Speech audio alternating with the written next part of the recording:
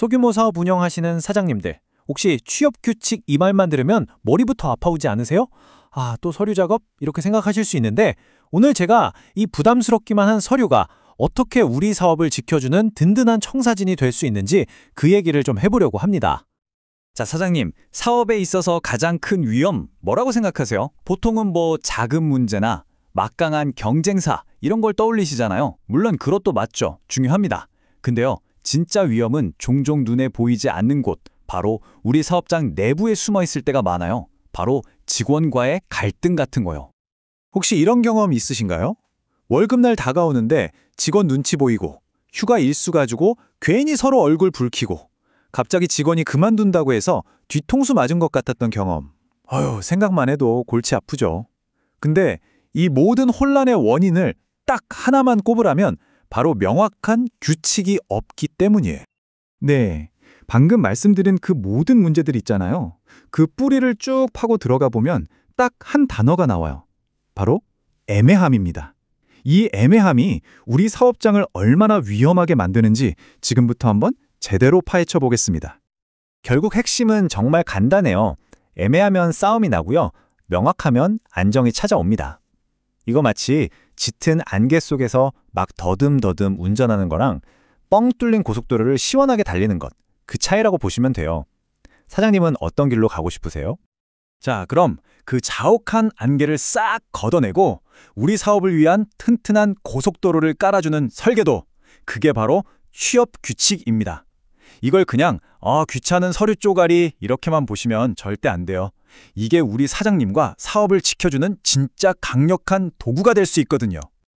그럼 취업 규칙이 도대체 뭐냐? 쉽게 말해서 우리 회사의 룰은 이겁니다. 우리 이렇게 일하고 이렇게 돈 벌습니다 라는 걸 공식적으로 약속하는 문서예요. 이걸 왜 굳이 문서로 남기냐면 나중에 딴소리 못하게 하는 거예요. 사장님 그런 말 한 적 없잖아요. 이런 오해 자체를 없애고 서로 믿고 일할 수 있는 땅을 단단하게 다지는 작업이라고 보시면 됩니다. 이 차이 좀 보세요. 정말 극명하죠? 규칙이 없을 땐 그냥 혼돈 그 자체예요. 서로 못 믿고 언제 법적인 문제가 터질지 몰라서 불안하고 아찔하잖아요. 근데 이 취업 규칙이라는 기둥 하나 딱 세웠을 뿐인데 그 자리에 명확함, 신뢰, 안정이 딱 들어서는 거예요. 사업 환경이 말 그대로 180도 바뀌는 거죠. 괜히 전문가들이 취업 규칙을 근로계약의 뼈대라고 부르는 게 아니에요. 한번 생각해보세요. 집 지을 때 뼈대 없이 벽돌부터 쌓을 수 있나요? 없죠. 마찬가지로 신뢰와 공정한 운영이라는 튼튼한 집을 지으려면 이 뼈대가 반드시, 정말 반드시 있어야 한다는 뜻입니다. 자, 그럼 그 뼈대를 이루는 가장 중요한 기둥, 뭐가 있을까요?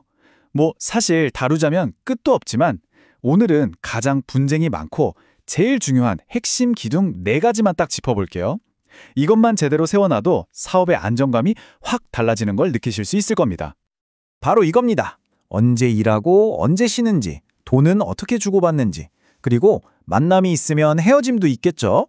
그만둘 땐 어떻게 하는지. 가만히 생각해보면요. 사장님이랑 직원 사이에 생기는 문제 거의 대부분이 이 4가지 안에서 터져요. 그래서 여기가 제일 중요한 겁니다. 첫 번째 기둥부터 볼게요. 근무 시간이랑 휴식. 정말 기본 중에 기본이죠. 몇 시 출근, 몇 시 퇴근. 쉬는 시간은 언제, 휴일은 언제. 이걸 명확하게 정하는 거예요. 아유, 바쁘면 일하고 한가할 때 알아서 쉬어? 이게 좋은 것 같지만 사실은 불신의 씨앗이 될 수 있어요. 우리는 이때, 이렇게 쉽니다 라고 딱 정해두는 것. 그게 신뢰의 첫걸음입니다. 두 번째 기둥, 뭐니 해도 머니, 바로 돈 문제죠. 임금, 어떻게 계산해서 매달 며칠에 어떤 방식으로 주는지 이걸 칼같이 명확하게 해야 합니다. 특히 월급날, 이건 사장님과 직원의 가장 기본적인 신뢰의 약속이잖아요. 여기서 더 나아가서 어떻게 하면 월급이 오르는지 그 기준까지 공유한다? 그럼 직원들은 그냥 돈만 버는 게 아니라 여기서 나도 성장할 수 있겠구나 하는 동기부여가 확실하게 됩니다. 자, 그리고 마지막 두 기둥은 마무리에 대한 규칙입니다.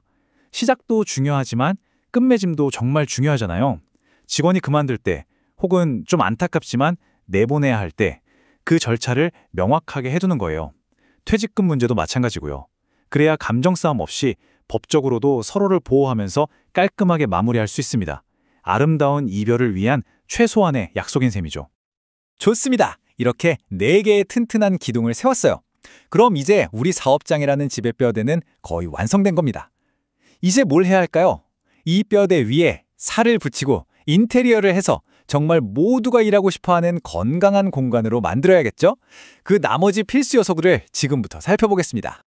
예를 들면 이런 것들이죠. 보너스나 최저임금 같은 추가적인 돈 문제, 또 유니폼이나 식비는 누가 부담할 건지, 안전이나 위생에 대한 규칙, 직원 교육은 어떻게 시킬 건지, 그리고 잘했을 땐 칭찬과 상을 주고 잘못했을 땐 어떻게 할 건지에 대한 규칙, 즉 상벌 규정까지요. 이런 세세한 것들이 하나하나 모여서 비로소 체계가 딱 잡힌 사업장이 되는 겁니다. 와, 지금까지 취업 규칙에 들어가야 할 내용들을 쭉 훑어봤는데요. 아마 들으시면서 아이고, 복잡해 생각하셨을 수도 있어요.